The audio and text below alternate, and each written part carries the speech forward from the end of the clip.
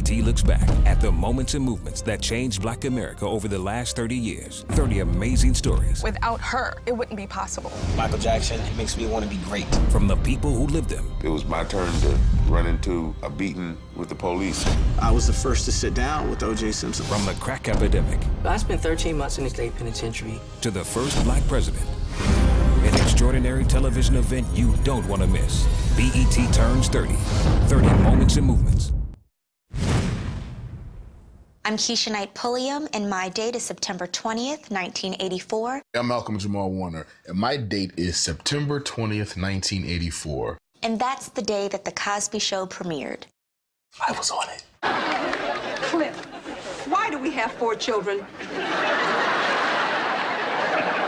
When they were first pitching The Cosby Show, the 3 strikes against the show out the box was, 1, the sitcom genre was pretty much pronounced dead.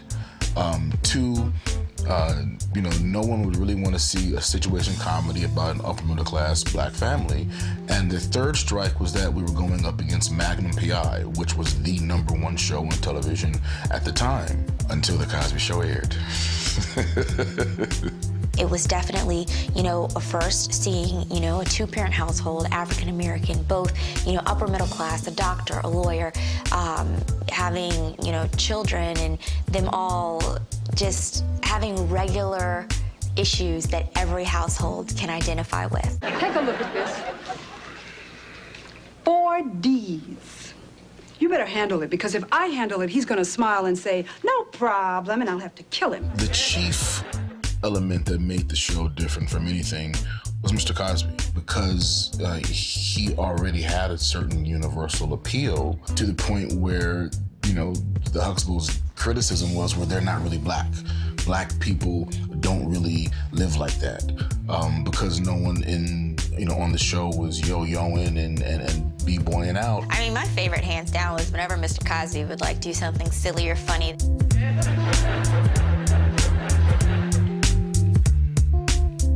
We were the family that everyone wanted to be their neighbor. So many kids have been like, when I was little, I used to go looking at the brownstones in New York trying to find you guys.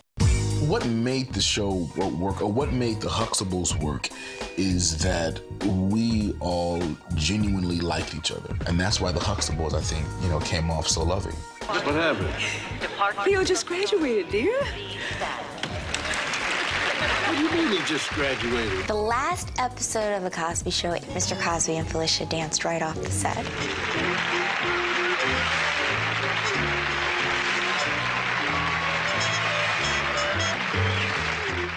It was a great ending. It was beautiful for all of us to know that we had been a part of something, life-changing. I wish Mr. Cosby got a little bit more credit for having revived the sitcom genre. At the end of the day, The Cosby Show is just good television, not good Black television. It's good television. It let advertisers, it let networks, everyone know that, an African-American family show is bankable, is relevant, and that people will watch. My name is Ed Gordon, and my date is October 3rd, 1995. That was the date the verdict from the O.J. Simpson trial came down.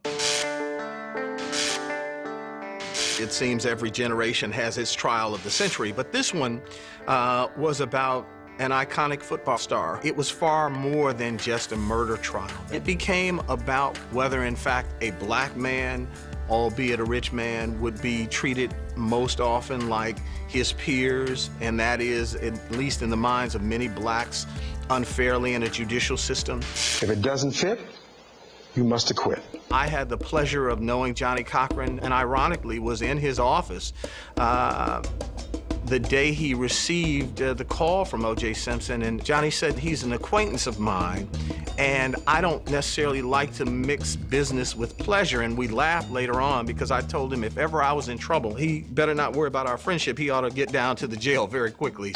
He killed her because he couldn't have her. You followed that trial, whether you were in the courtroom or whether you followed it on television.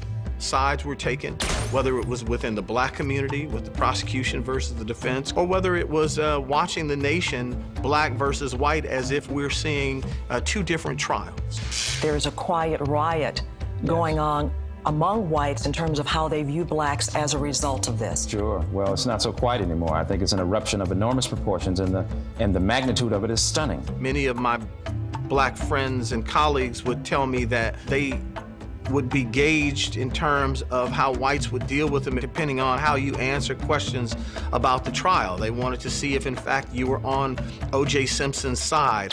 Orenthal James Simpson, not guilty of the crime of murder in violation of Penal Code Section 187. White America gasped, and there was a jubilation in many parts of the black community. I'm not sure that all of black America was cheering and jumping up and down for the fact that they thought, quote, a murderer got off. Much of that was the idea that finally some justice was done, in the sense, if you believe that if you get a good defense team, you can win. Tonight, O.J. Simpson sits for his first television interview since his acquittal. Mr. Simpson, thanks for joining us. We appreciate it. It's a pleasure to be here, Ed. I was the first to sit down with O.J. Simpson. That was the seminal moment for this network.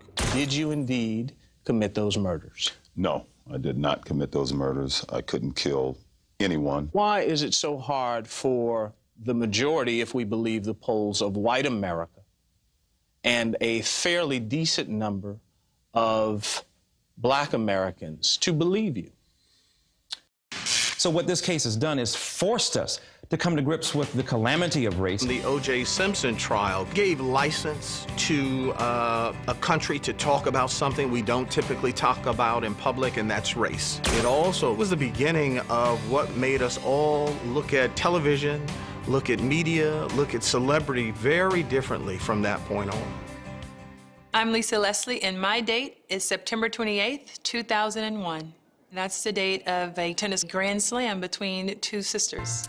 That hadn't been done, what, in 117 years. I'm also from Compton, California, as Venus and Serena are, and I didn't have a tennis racket or a tennis court to go to. They did it a whole different way with their father, kind of grooming them and not letting them really get on the scene until they were prepared to go professionally. Venus, she's always just really been on top of her game.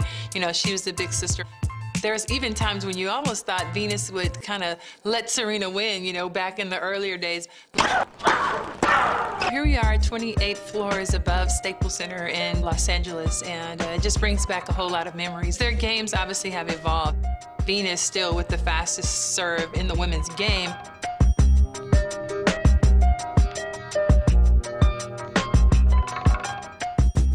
Sport is my life. I do it day in, day out. It's what I am and what I do. When you push yourself physically and mentally past where you ever thought you could go, it builds a certain kind of confidence. I wish that I knew it all and that I could win every match, but it doesn't work that way, and I guess it wouldn't be fun if I did, but I love it. And now Serena's just turned into, I mean, a major powerhouse.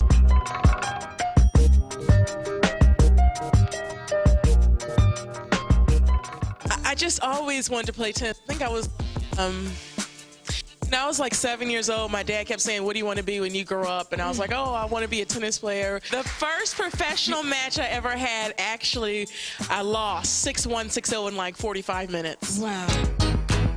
Venus and Serena have not only impacted us from an athletic side, but also from a fashion and awareness side. And I love that. I've always been an advocate of girls and making sure that you don't have to look like the boys to play with the boys. I think Venus and Serena have truly impacted our community, the African-American community. Before, it was really pretty much an all-white sport. I've had the opportunity to see so many young girls striving to be Venus and Serena. The great part is that they have accepted their role as role models. They give back. Venus and Serena, to me, have just really revolutionized women's sports in a way that no other women have been able to do. My name is Vanessa Williams, and my date was September 17, 1983. That day, I was crowned Miss America, 1984, and I was the first African American. And our new Miss America is Vanessa Williams, Miss New York.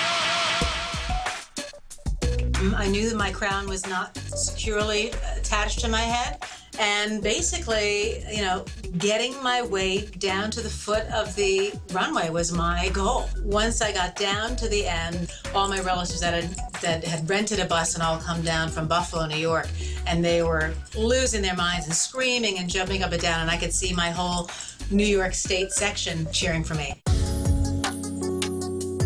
There'd never been a Black Miss America before. There was a lot of questions about where I came from, what my family background was, a lot of assumptions in terms of education, a lot of people that weren't so happy that I changed history.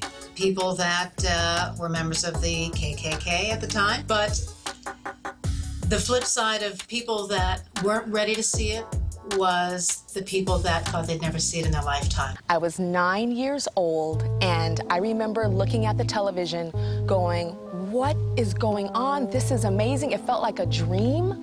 You know, I was a little girl that grew up not seeing a lot of images of Black women put it on a pedestal saying that this is beautiful and this is celebrated. So I was like, whoa.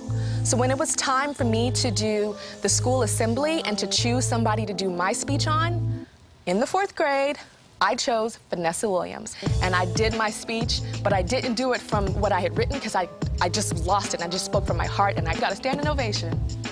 When I look back at 20 years old and being famous, I was a child. You know, I wasn't a pageant girl. This is the first time I had ever even entered a Miss America pageant program. My goal was to be on Broadway.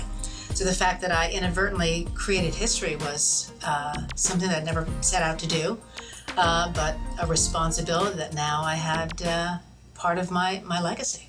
When firsts happen, they're celebrated in a big way. Years ago, I was the first Black woman on the cover of the Sports Illustrated swimsuit edition. And it was a big deal, big party, big press, you know, big publicity campaign. Oh my God, it made me pretty much a household name at that moment. I remember that day doing an interview with BET in New York City. For some reason, when BET asked me what that moment felt like, I went back to the 4th grader. And I went back to that Vanessa, I'm getting teary now. I went back to that, I went back to that Vanessa Williams moment. And I was like, I knew that without her, that it wouldn't be possible. There's always a first that was before you that opened that door, and she opened that door.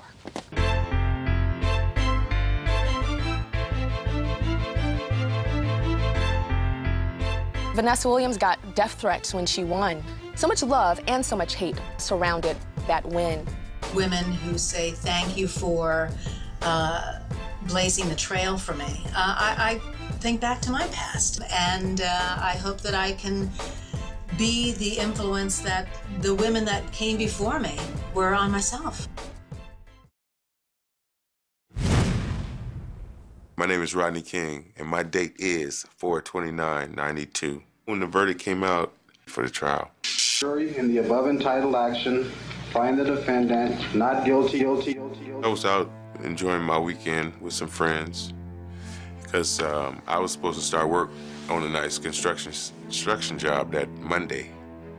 And I was celebrating because I was going back to work. And, you know, it was my turn to run into a beating with the police.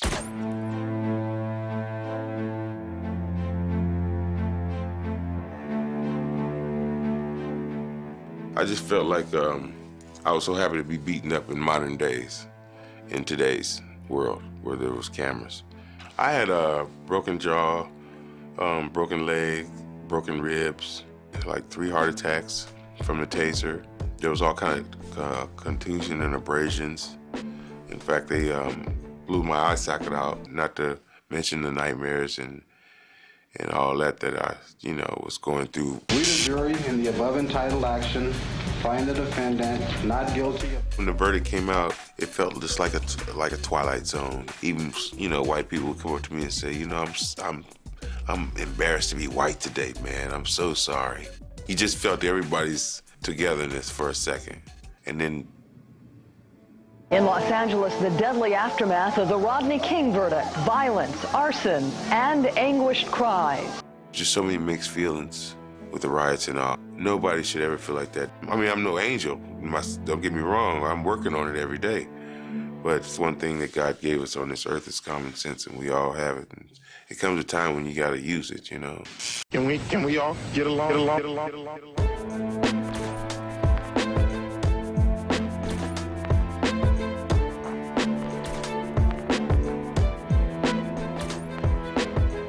No city, no country should ever have to go through that.